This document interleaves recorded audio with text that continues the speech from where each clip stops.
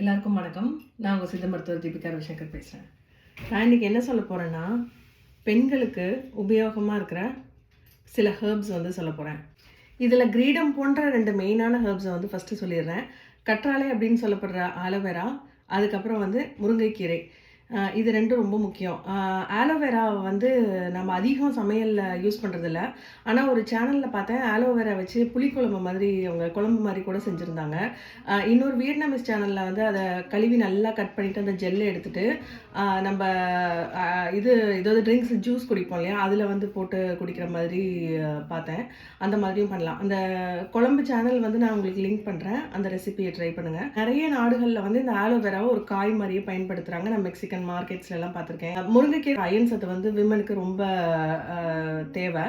Especially menopause அடைஞ்சிட்டு இருக்கிற விமனுக்கு எனர்ஜிக்காக அது ரொம்ப முக்கியம்.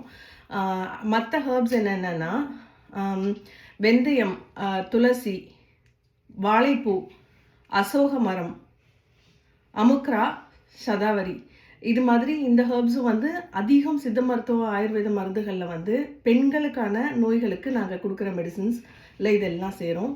இந்த டிப்பு உங்களுக்கு உபயோகமாக இருக்கும்னு நம்புகிறேன். எல்லாருக்கும் நன்றி. Have a wonderful day.